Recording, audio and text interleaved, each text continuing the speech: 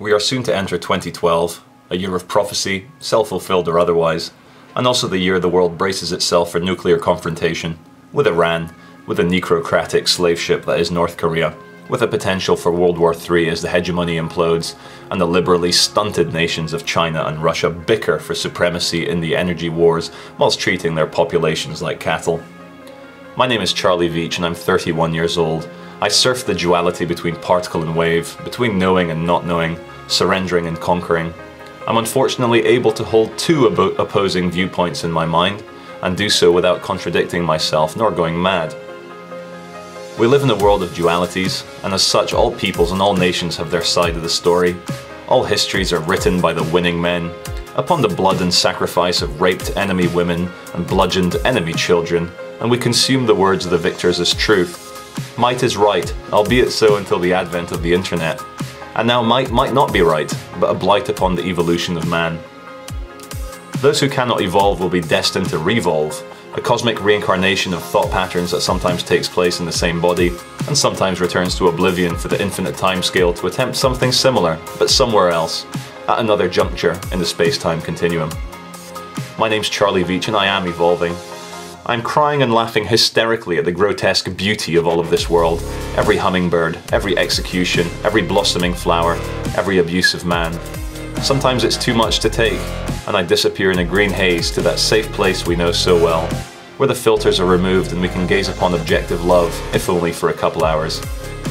Every moment is insignificant, but the problem of consciousness makes us speculate. What if this moment is unique? What if this will never happen again? My mind leads me to think that perhaps the fractals of reality spread in all directions. They zoom outwards and inwards, and although nothing will ever repeat the same way, it will repeat a different way. There is just too much beauty sometimes, and I am blinded by the light. I'm torn between a great love and a great hatred for civilization, a wonder at the Apollo missions, and a melancholy at the billions of girls raped and children neglected, the byproducts of a mechanistic and religiously brainwashed world. I cannot accept, yet I surrender. I drive on, I live on, I love as best I can, imperfect and greedy and egomaniacal, at once brutally honest yet deceiving, for the truth about oneself is too raw to express, and some things we die alone with, for their expressions get lost in translation.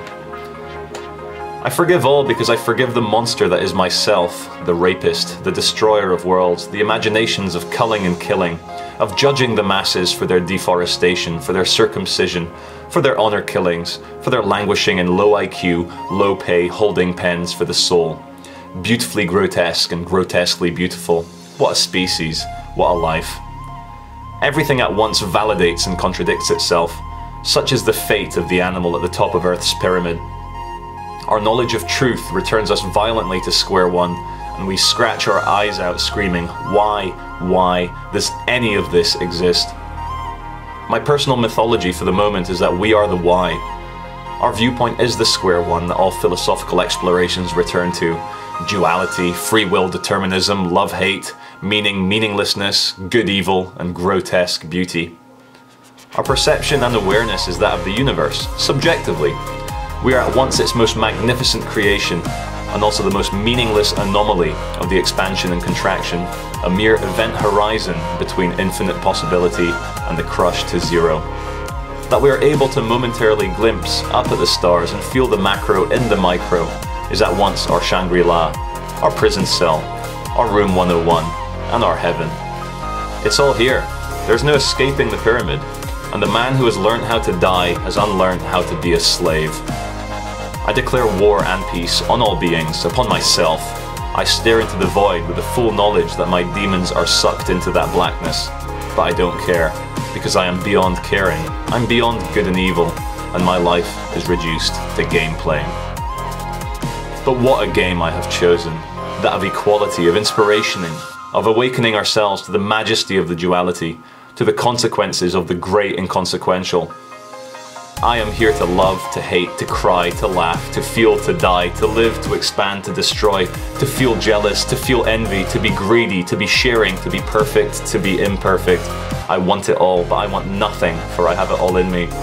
And if I see others preventing others from having these experiences, I shall smash their control. I shall slice the throats of the controllers so that the crimson iron tide may replenish the tree of life and illuminate the great game again and again and again. I love and hate you all. Charlie Veitch.